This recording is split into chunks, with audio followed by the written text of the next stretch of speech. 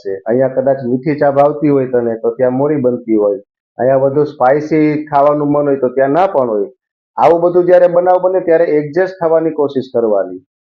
અને એક વાત તો ખાસ બેટા કે વડીલો જ્યારે કંઈ પણ કહેતા હોય ત્યારે કદાચ વાક ન હોય તો પણ સાંભળવાનું થાય તો સાંભળી લેવાનું, કે આપણે સાચા છીએ છતાં પણ સાંભળી લેવાનું. તો શું અંકલ, આ બધા મને ખોટી રીતે ત્યાં કહેશે તો બધાનું મને સહન જ કરી રાખવાનું? ના, ખોટું સહન કરવાની વાત નથી. વાત એવી રીતે હું સમજાવું ને કે આમાં કેવું છે કે હમણાં થોડા સમય પહેલા તું અહીંયા ગરબી ચોકમાં રાસ રમતી હતી, બરોબર? બહુ સરસ રમતી હતી, અમે બધાએ જોયું હતું ત્યારે. તો અત્યારે હવે એમ કહીએ કે ત્યાં પાછું રમવા જવાનું છે તો રમી શકાય ત્યાં? કારણ કે એનો એક સમય હોય. નવરાત્રી હતી ત્યારે જે સારું લાગે એવી રીતે આનો પણ એક સમય આવે જ્યારે તારા સાસુ સસરા કોઈ વડીલ છે એ ગુસ્સામાં હોય અને કંઈ કહેતા હોય તો ત્યારે સાંભળી જ લેવાનું. પછી એને નિરાતે સમજાવવાનું, શાંત થાય ત્યારે, કે તમે કહેતા હતા મમ્મી પણ એમ નહીં, પણ આમ હોય છે. તો એને પણ એવું થાય કે સંસ્કારી ઘરની છોકરી છે. એટલે એક વાત યાદ રાખવાની કે વડીલો ગુસ્સો કરતા હોય ત્યારે તો ના બોલાય, એટલે સામું ના જ બોલાય, તો જ એમાં આપણી ભલાઈ રહી છે.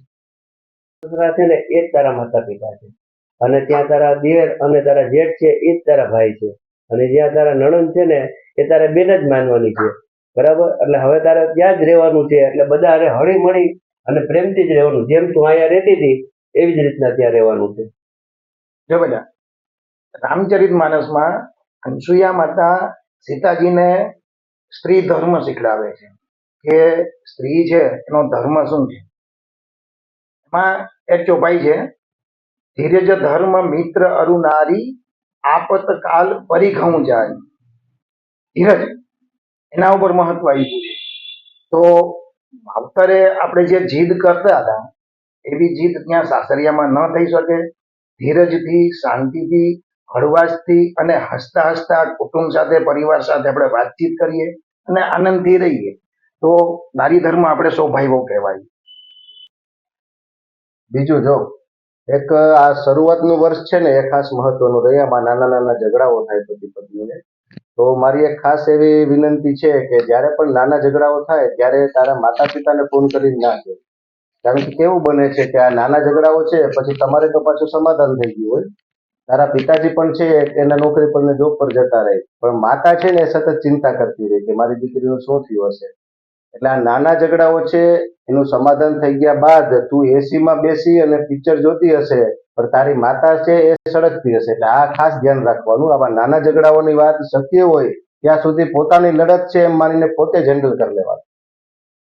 બીજું બેન, તમને પણ એક સલાહ દેવાની છે કે તમે જે લગ્ન થઈને જાય ને ત્યારબાદ સતત ફોન ના કરતા રહેતા. અત્યારે માતા પિતાએ કેવું કરી નાખ્યું છે, સવારે ઉઠે ત્યારથી ફોન કરે કે શું બનાવ્યું, ચા પીધી, શું નાસ્તો કર્યો છે, તારા સાસુ શું કરે છે, આ શું કરે છે. બપોરે પાછું ફરીવાર ફોન કરે કે શું બનાવ્યું છે જમવામાં.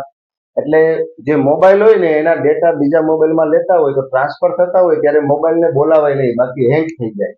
આના ડેટા અત્યારે જે પિયરના છે ને એ ટ્રાન્સફર થાય છે સાસરીના ડેટામાં. તો એ સમય દરમિયાન માતા પિતાએ ખાસ આ કાળજી રાખવી, એમાં ખાસ માતાઓએ કે સતત ફોન ના કર્યા કરવા તમારે.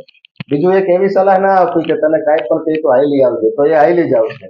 એને થોડું થોડું તમારે સમજવાનું કે અમારા સમયમાં પણ આવા ઝઘડાઓ થતા, અમે બધું આવું સહન કર્યું છે, ત્યારે અમારો સંસાર ચાલે છે. આવું તમારે એક માતા તરીકે સપોર્ટ તો આપવાનો જ કે અમે બેઠા છીએ એવું, પણ આ વાત ખાસ યાદ રાખવાની કે સતત એક ફોન ના કરવા અને બીજું ખોટું પ્રોત્સાહન ના આપવું નાના નાના ઝઘડાઓમાં. એનો સંસાર ખૂબ સુખી રહેશે.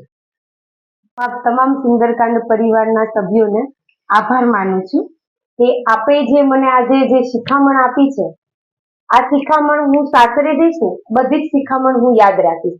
જો આ શિખામણ દરેક સાસરે જાતી દીકરીને આ પ્રકારની શિખામણ આપવામાં આવે ને તો એના સાસરામાં જે નાની મોટા દુઃખ આવે એ દુઃખ સહન કરવાની એનામાં શક્તિ કેળવાય. એટલે હું એક આપને રિક્વેસ્ટ પણ કરું છું, જો આ લગ્ન જે દીકરીના હોય એ દીકરીને પણ આ પ્રકારની શિખામણ આપવા જાઓ તો એ દીકરીના જીવનમાં પણ, જેમ હું આજે જે સમજી છું, આજે મેં મારા જીવનમાં જે આપના થ્રુ મેં લીધું છે, ગ્રહણ કર્યું છે, એ દરેક દીકરીને પણ સમજણ મળે. હા બેટા, બહુ સરસ વાત કરી કે આ જે સંદેશ છે એ લગ્ન થતી દરેક દીકરી સુધી પહોંચે. તો દીકરી અને માતા પિતા સુધી પહોંચવું તો અઘરું છે, પણ આપણી વચ્ચે જે ચર્ચા થઈ છે, જે વાતચીત થઈ છે, એનો આપણે વિડીયો લીધો છે અને એ વિડીયો સોશિયલ મીડિયામાં વાયરલ કરી અને લગ્ન થતી દરેક દીકરી અને એના માતા પિતા સુધી આપણે પહોંચાડવાનો એક સરસ પ્રયત્ન કરશું. हंसी से खिलता